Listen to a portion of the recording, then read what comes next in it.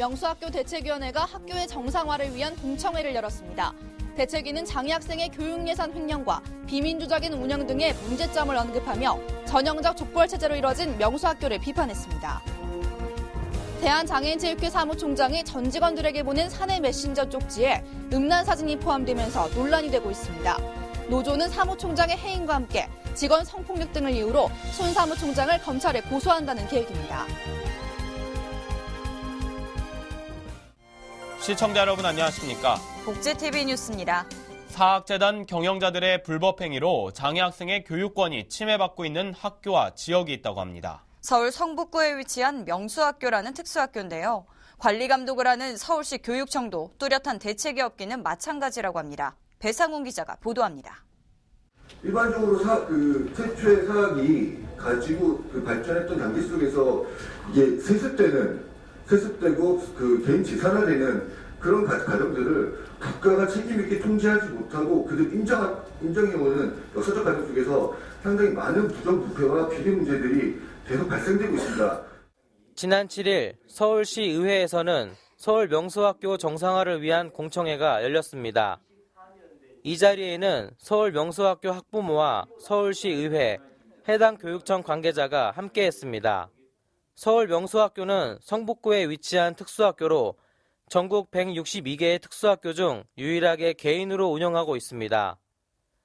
지난해 서울시 교육청 감사에 따르면 명수학교는 2006년부터 2008년까지 학교 회계에서 3억 원가량의 금액을 교육감 승인 없이 학교 경영자 개인 명의로 등기하는 등 13건의 비리와 횡령, 행정 과실이 적발됐지만 징계는 미비한 수준이었습니다.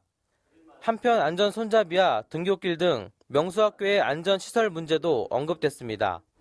신간의 층간 이동 계단은 경사가 심하고 건물 중앙에 위치하여 아이들의 작은 부주의에도 추락할 수 있는 사고의 위험도 있습니다.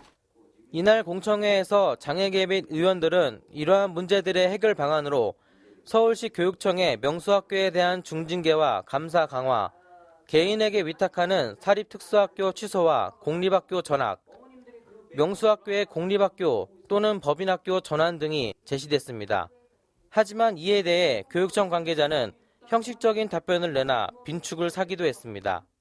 법인화가 되려면 현재 학교 재산, 학교에서 운영하는 그 재산 외에 또 15억 원 이상의 재산이 필요하거든요. 그런 것이 조건이 맞을 때 법인화 요구를 했을 때 우리가 인정을 해주는 건데 그 법을 좀 완화시킬 수 있는 그런 것을 같이 한번 건의가 좀 필요하다고 생각합니다.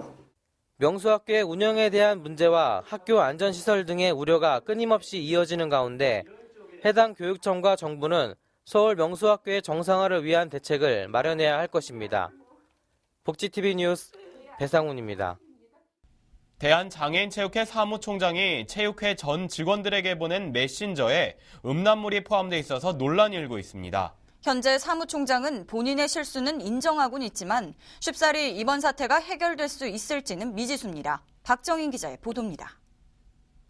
대한장애인체육회 손모 사무총장이 전 직원과 경기 가맹단체들에게 격려 차원으로 보내던 메신저 쪽지에 음란물 사진이 포함돼 논란이 일고 있습니다. 이와 관련해 손 사무총장은 성희롱이 아닌 내용을 확인하지 않은 실수라고 해명했지만 장애인체육회 노조는 고소장 제출과 함께 해임을 요구하고 있습니다.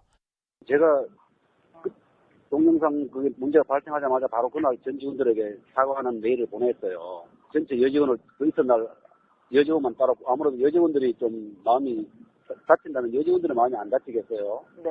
그래서 여직원들 다 모아서 다시 한번 대면 사과를 했습니다. 단 한 사람이라도 내가 성적 수치심이 남성이건 여성이건 법이 바뀌어서 성적 수치심을 느꼈다라는 그런 성희롱 죄가 해당되는데 다음 주 월요일이나 화요일쯤에서 고소장 낼 겁니다. 특히 손 사무총장은 직원들에게 무한 책임을 통감한다며 사과문 쪽지를 발송했지만 그 다음날 또다시 보낸 쪽지에 음란물 사진이 재발송되자 문제는 걷잡을 수 없이 확산된 상태입니다. 이번 사건과 관련해 대한장애인체육회는 지난 7일 논쟁 당사자들의 주장이 서로 엇갈리고 있기 때문에 전면 조사를 실시할 것이라고 밝힌 상태입니다. 그러나 이번 사건이 우리나라 장애인 체육의 모든 사무를 총괄 관장하는 사무총장에서 불거진 만큼 체육회의 명예 실추뿐만 아니라 체육회의 신뢰에도 큰 타격을 입힐 것으로 예상됩니다. 복지TV 뉴스 박정인입니다. 국민건강보험공단이 2014년도 신년 업무보고회를 가졌습니다. 공단은 올해 금연운동에 총력을 기울이는 한편 보험료 부과체계를 개선하는 등 올해 중점 과제를 집중 추진한다는 계획입니다. 정유림 기자입니다. 국민건강보험공단이 지난 7일 서울지역본부 대회의실에서 2014년도 신년 업무보고 및 토론회를 가졌습니다. 이날 서울지역본부는 올해 진료비 청구 및 심사체계와 보험료 부과체계를 형평성 있게 바로잡는 것과 함께 시민의 흡연 피해 구제를 위한 담배 소송 등 공단이 국민적 공감대를 확산할 수 있는 방안을 중점적으로 논의했습니다. 보험자가 하지 않고 심사기관에 함으로써 불필요하게 보험자적인 낭비하는 그런 요인들이 있습니다. 그래서 이런 비정상적인 것들을 정상화시키고 방금 말씀드린 담배 같은 이 불필요하게 국민 지출을 유발시키는 이러한 요인들을 바로잡는 것을 역점 사업으로 해서 한편 건보공단은 흡연 폐해로 인해 건강보험 재정 손실액이 매년 1조 7천억 원에 이르고 있다며 이번 달 안으로 담배 회사를 상대로 담배 피해 구제 소송을 본격 제기한다는 방침입니다. 복지TV 뉴스 정유림입니다. 교통약자의 대중교통수단에는 저상버스가 있습니다. 지난 2003년에 처음 도입 때 어느덧 10년을 훌쩍 뛰어넘었지만 저상버스의 수는 턱없이 부족하다고 합니다. 특히 교통약자가 저상버스를 타고 내릴 때 안전에 대한 문제도 지적되고 있는데요. 배상훈 기자가 취재했습니다. 교통약자의 이동권을 위해 지난 2003년 도입된 저상버스. 하지만 10년이 지난 현재 저상버스의 보급은 여전히 낮은 수준입니다. 장애계는 저상버스의 낮은 보급률과 리프트 미작동, 승하차 안전사고 등으로 교통약자의 이동권에 제약이 있다고 지적했습니다. 대중교통수단으로 주로 이용할 수 있는 게 버스인데 버스가 도입률이 너무 낮아서 전국적으로는 한 17% 된다니까 한참을 기다려야 한 대씩 오는데 그나마도 오는 게 고장나고 그러면 어느 때는 1시간 넘어 2시간씩 막 기다리고.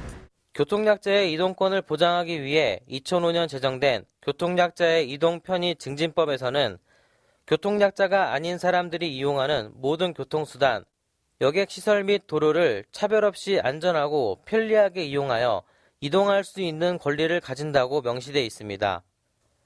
이동편의 증진법에 이어 수립된 제1차 교통약자 이동편의 증진 5개년 계획에서도 지난해까지 전체 시내버스의 50%를 저상버스로 교체하기로 계획했지만 현실은 10%를 웃도는 수준입니다. 장애계는 또 정부와 지자체가 저상버스를 도입할 때만 버스 회사에 지원할 것이 아니라 유지비도 함께 지원해야 저상버스 보급이 활성화될 것이라고 말했습니다. 지난해 한국운수산업연구원이 발표한 저상버스 지원 방안 연구에서는 저상버스의 유지비가 경유 시내버스에 비해 최대 13배까지 비싼 것이 버스 회사가 저상버스 도입을 꺼리는 주요 원인이라고 밝혔습니다. 또한 저상버스와 정류장에 단차가 있어 교통약자의 접근과 안전성이 떨어지는 등 저상버스가 있어도 승하차가 어려운 현실입니다. 가장 기본적인 이동의 권리가 특히나 장애인들에게는 제약되는 상황이다.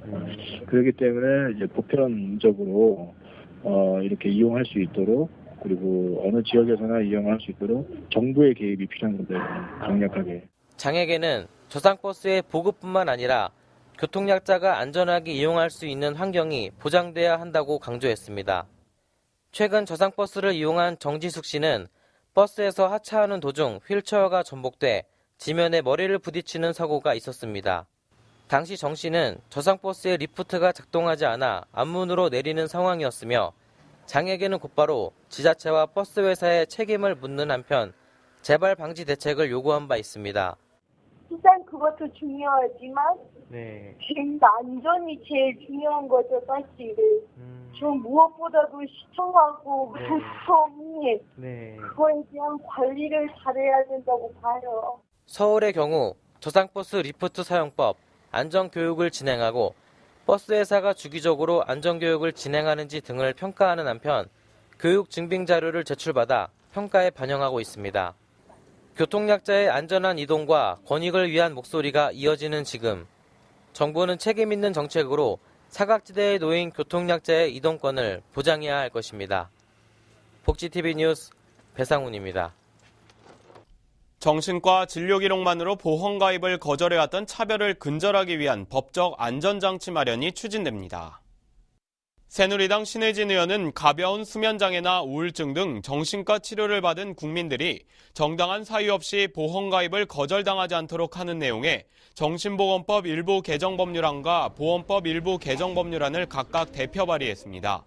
이번에 발의된 정신보건법 개정안에는 보험 상품의 가입, 갱신, 해지와 관련해 정당한 사유 없이 정신질환을 이유로 피보험자를 차별할 수 없도록 명분화하고 차별 행위가 발생할 경우 정당하게 이뤄졌다는 사실을 보험사 측에서 입증하도록 규정하고 있습니다. 올해부터 학교 급식에 대한 학생과 학부모의 불안감을 해소시키기 위해 위생과 안전 점검에 학부모가 직접 참여하게 됩니다. 교육부는 학부모들이 올해부터 공무원 등과 함께 2인 1조를 이뤄 연 2회 이상 시행하는 학교 급식 위생 안전 점검에 참여해 급식의 질과 위생 상태를 확인하게 된다고 밝혔습니다. 또한 교육부는 하루에 2끼 이상의 급식을 제공하는 고등학교를 비롯한 식중독 취약 학교를 대상으로 식중독 예방 진단 컨설팅을 진행할 계획이라고 말했습니다.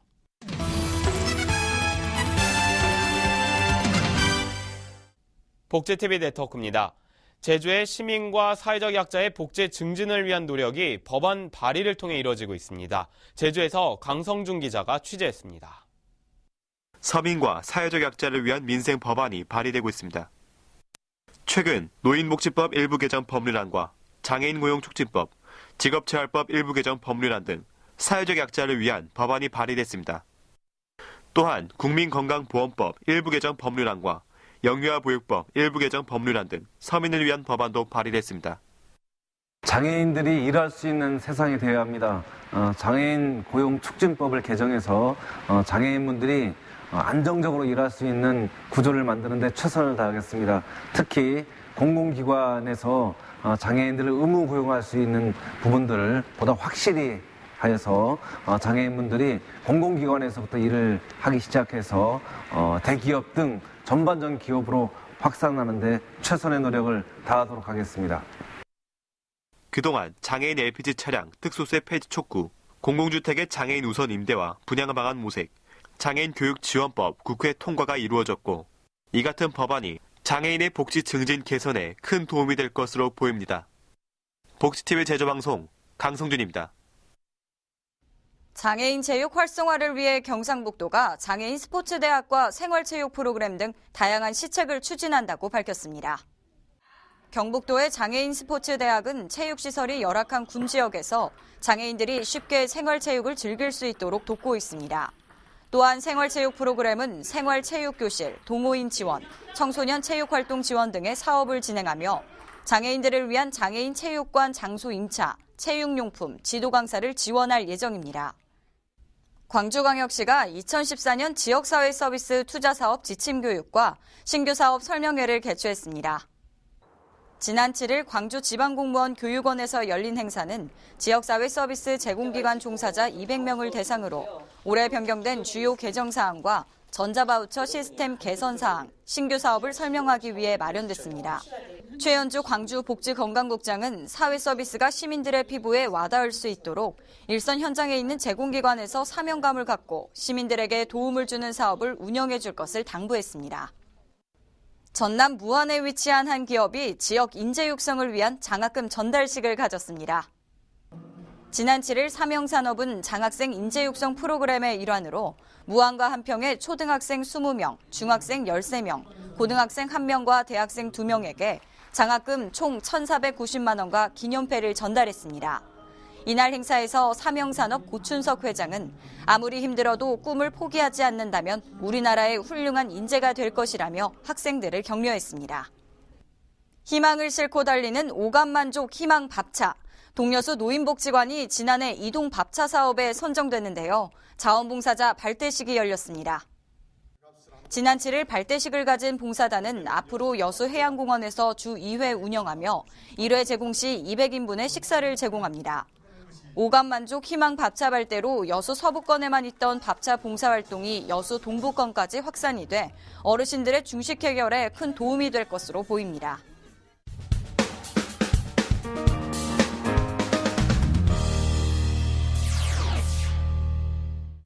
한 주간의 사회복지계의 화제를 모아보는 시선 플러스 시간입니다. 오늘도 위키프레스 정용진 편집장 나왔습니다. 안녕하십니까? 네, 안녕하세요. 네. 직업 중개인을 따라 나섰다가 외딴 섬에서 수년간 강제노동에 시달린 장애인들이 극적으로 구출됐네요. 네, 이 전남 신안의 외딴 섬에서 이 무임금은 물론이고 이 각종 학대와 감금, 이 노동 착취를 당한 2명의 장애인이 구조된 사건이 있었는데 이들은 각각 건설 일용직 또 노숙 생활 등을 반복하다가 취직을 시켜주겠다는 직업 소개서의 말에 속아서 이곳까지 이른바 팔려왔다는 것이죠. 각각 5년 또 1년 반 동안 사실상 노예처럼 이렇게 일을 해왔는데 탈출 시도 몇 차례 있었지만 모두 실패로 돌아갔고요. 겨우 편지 한 통이 외부로 연결이 되면서 이들에 대한 구조가 성공하게 된 겁니다.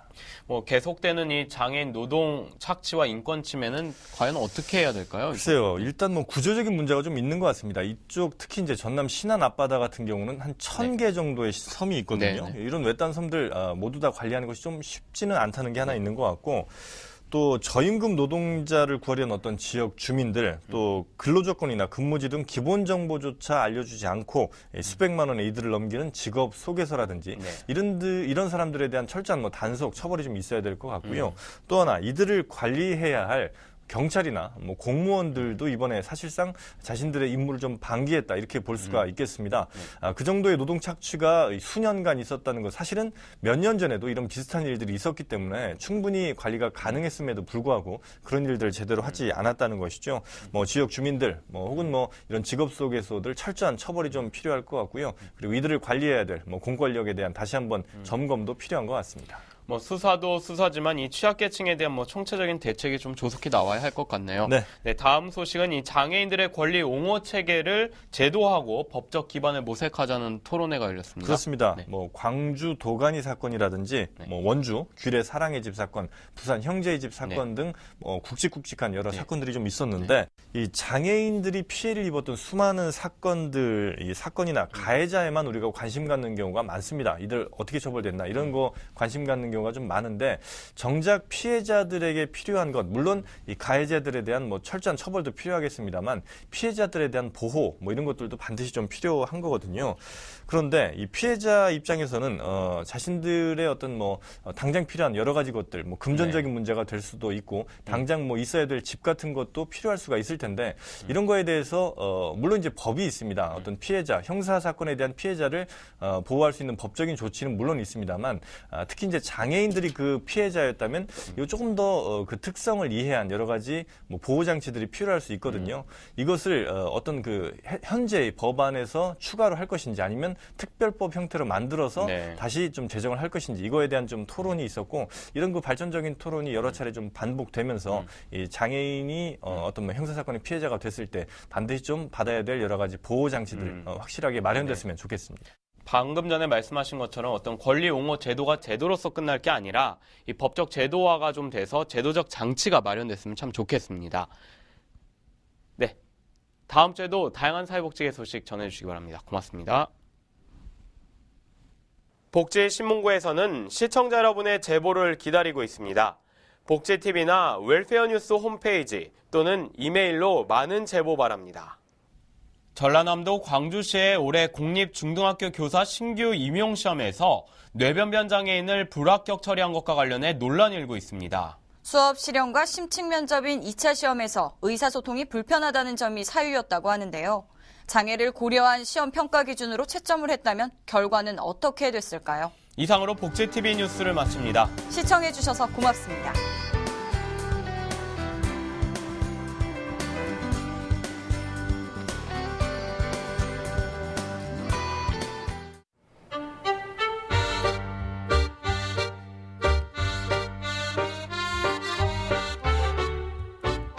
스마트폰으로 잃어버린 것들에 대한 묵념. 고개를 들면 소중한 사람, 소중한 순간들이 당신 곁에 있습니다. 공익광고협의회